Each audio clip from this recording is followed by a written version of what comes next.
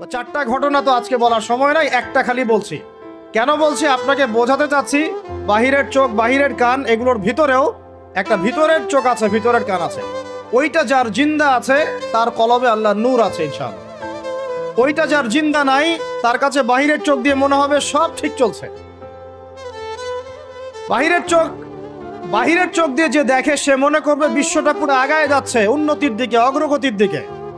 আর যার ভিতরের কলবের চোখটা জিন্দা সে দেখবে যে পুরো বিশ্ব আগায় যাচ্ছে কিয়ামতের দিকে। বাহিরের চোখ দিয়ে যে দেখে সে মনে করবে যে বিশ্ব রাজনীতির মনে হয় খুব সুন্দর অবস্থা। আর ভিতরের চোখ দিয়ে দেখলে আপনি বুঝবেন বিশ্ব রাজনীতি যাচ্ছে একটা মালহামার দিকে। বাইরের চোখ দিয়ে দেখবেন মনে হবে সব সুন্দর চলছে, আমরা হালাল খাচ্ছি।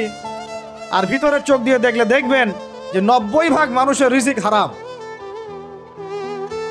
বাইরের চোখ দিয়ে দেখলে আপনি মনে করবেন মেয়েরা এগিয়ে যাচ্ছে, মাশাআল্লাহ, কত উন্নতি, অগ্রগতি, প্রোগ্রেস, নারী জাগরণ আন্দোলন। আর ভিতরের চোখ দিয়ে দেখলে আপনি দেখবেন মেয়েরা আগাচ্ছে ঠিকই, কিন্তু আস্তে আস্তে তারা জাহান্নামের দিকে এগিয়ে যাচ্ছে।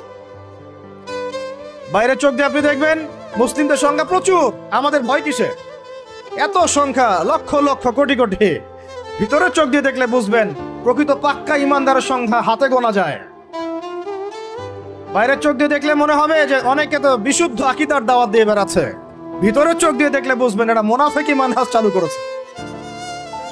বাইরের চোখ দিয়ে দেখবেন মনে হবে যে মুসলমানরা হয়তো নির্যাতিত হচ্ছে, ওরা কখনো ঘুরে দাঁড়াতে পারবে না, ওরা মনে হয় শেষ হয়ে যাবে। ভিতরের চোখ দিয়ে দেখলে বুঝবেন মুসলমানরা অচিরেই বাইতুল মুকাদ্দাস জয় করবে ইনশাআল্লাহ।